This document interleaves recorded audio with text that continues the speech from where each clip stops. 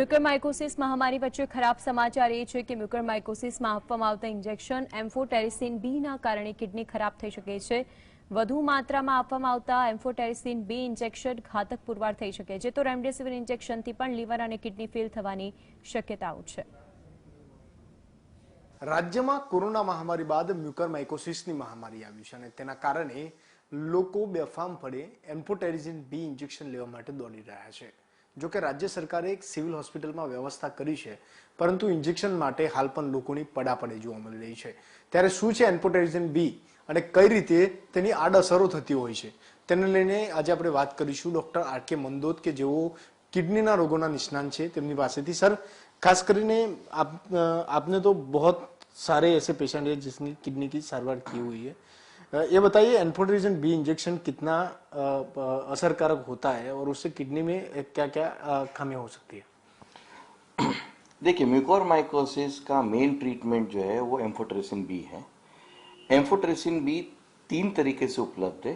एक सादा जिसको हम लायोफिलाइज कहते हैं, एक उसके ऊपर लिपिड एमल्शन कहते हैं, और तीसरा जो होता है वो कहते हैं लाइपोसोमा। तीनों चीजों में फर्क इतना है कि सादा जो है इंजेक्शन उसका किडनी पे काफी ज्यादा आड़असर होता है, और जो लाइपोसोमल कहते हैं उसकी दवा की डोज ज्यादा दे सकते हैं और किडनी पे आड़असर कम होता है।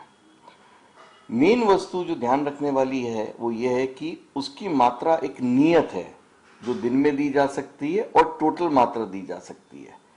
अगर अपन जरूरत से ज्यादा एम्फोटेरिसिन बी इंजेक्शन का यूज करेंगे तो ऐसा बन सकता है कि आगे चल के किडनी की खराबी या फेल होने का चांसेस भी बने।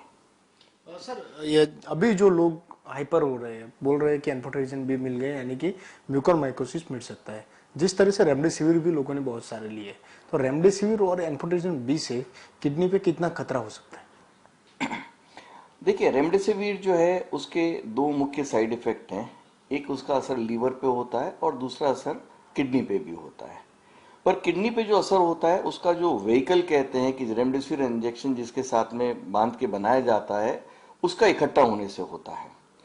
तो आपको रेगुलर लीवर और किडनी का टेस्ट कराना पड़ता है, और जिसकी किडनी की तकलीफ पहले से हो उसको रेमडेसिविर दिया जा सकता है, पर ध्यान रख के देना पड़ता है कि अगर किडनी पर असर बढ़ रहा है, अपने को ऐसा लगता है, तो उसकी डोज कम करनी पड़ती है, उसको बंद भी करना पड़ सकता है। एम्फोटेरिसिन बी इंजेक्शन किस हालत में लिया जाता है? आदमी के वजन के हिसाब से दिए जाते हैं या उससे ज्यादा दे दिए तो उसको उसके शरीर पे उसका किस तरह से असर होगा? एम्फोटेरिसिन बी है, बिल्कुल सही बोला कि आपने वजन के हिसाब से उसकी डोज तय होती है। जैसा मैंने बोला सबसे पहले सादा लियोफिलाइज, उसकी डोज बहुत धीरे धीरे बढ़ा के 2 से 3 मिलीग्राम प्रति किलोग्राम प्रतिदिन दे सकते हैं, पर समय लगता है। जो दूसरा मैंने बोला कि जिसके अंदर लिपिड एमल्शन है वो आप 2 से 3 मिलीग्राम प्रति किलोग्राम के हिसाब से प्रतिदिन दे सकते हैं। और तीसरा जो बोला लाइपोसोमल, उसको 3 से 5 मिलीग्राम प्रतिदिन के हिसाब से दिया जा सकता है। परंतु सबसे इंपॉर्टेंट चीज ये है कि उनकी जो नियत मात्रा है कि आपको मैक्सिमम जो अपन दे सकते हैं, तो ये मान के चलिए कि वो अल्टीमेटली जाके 180 मिलीग्राम प्रति किलोग्राम से ज्यादा देने पे ज्यादातर पेशेंट्स को साइड इफेक्ट होने ही वाला है। और ये बीमारी के शुरुआत में एम्फोटेरिसिन बी दिया जाता है, उसके साथ में जरूरत पड़ने पे ऑपरेशन किया जाता है, और उसके बाद में जरूरत पड़ने पे कुछ दूसरी दवाइयां जो अभी मार्केट में आई है, पोजोकोनाजोल करके एक दवा आई है, उस पे शिफ्ट किया जाता है जिससे कि किडनी पे उसके साइड इफेक्ट कम से कम हो सके। खूब खूब आभार सर, हमारी साथे बात કરવા બદલ।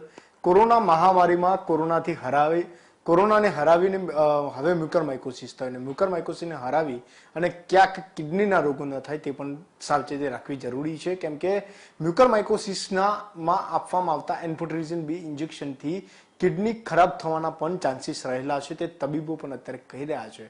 ત્યારે વધુ પ્રમાણમાં એમ્ફોટેરિસિન બીનો ઉપયોગ ન થાય, જરૂરિયાત પ્રમાણે તે આપવામાં આવે તો જ હિતાવહ રહેશે।